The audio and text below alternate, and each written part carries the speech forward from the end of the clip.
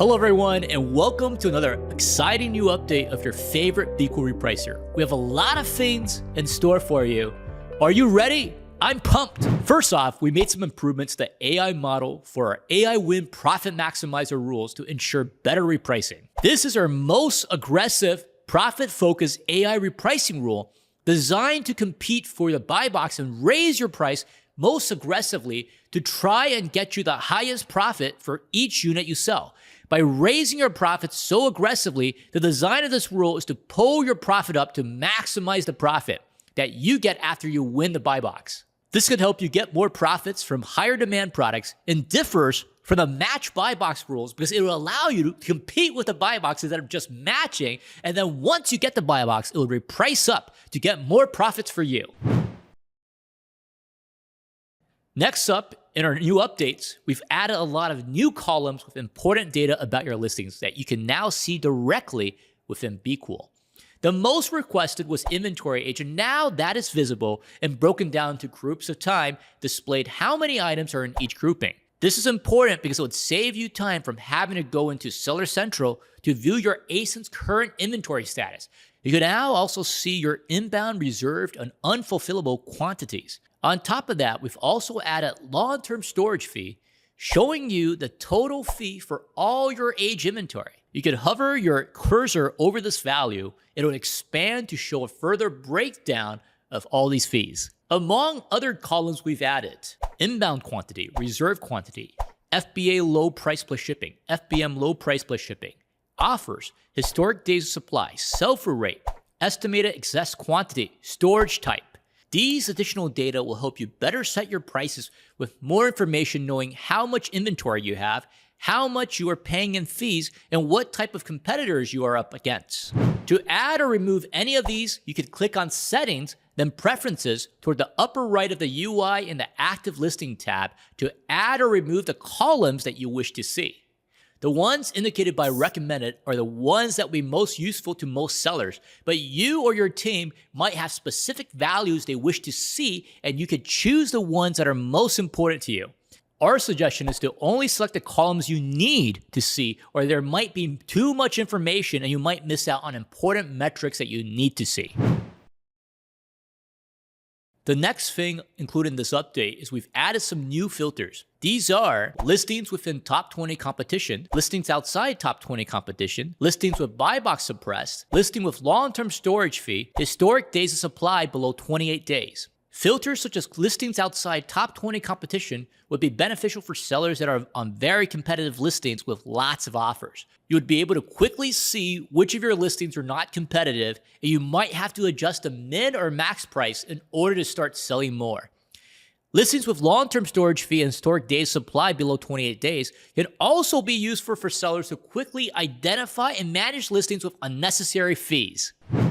All of our listing cell filters are conveniently located at the top of the list so you can quickly and easily access these, but if you find yourself often using them and customizing the filters to see specific listings, you could add the filter to your favorites by setting the conditions for the filter you wish to see and scrolling all the way to the bottom of the page and clicking Save as Favorite Filter. Next up on our list of new things in this update, we've added historic days of supply both as a column that you can view within the Active Listing tab and also into your conditional repricing rules to help you manage your inventory to help deal with low inventory fees. Historic days supply is based on the average daily inventory units on hand, which is your inventory within Amazon, divided by the average daily shipped units over both the long term, which is the last 90 days, and the short term, which is the last 30 days.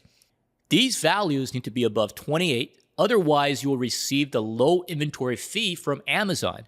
But good news, only one of the either short-term or long-term needs to be above 28 in order to not get charged a low inventory fee. But if you haven't sold more than 20 units in the last 7 days, you don't need to worry about this. In BQool, you'll only see one number for historic days of supply. This is because Amazon only looks at the higher of the two, so we will pull the higher number from Seller Central to display in BQool. If you wish to see the breakdown, you could check this in Seller Central.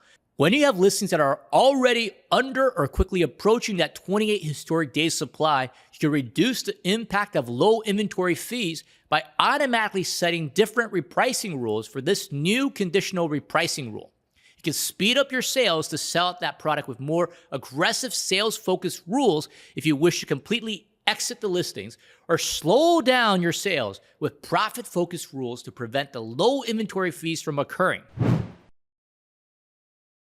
Next in this update, within FBA and FBM advanced conditions in our CR rules, we've added new conditions that you can select from when setting your conditional repricing rules. You can now choose historic days of supply, inbound quantity, reserve quantity, unfulfillable quantity, buy boxes suppressed, new listings created, listings as restocked, storage type, long-term storage fee, long-term storage units.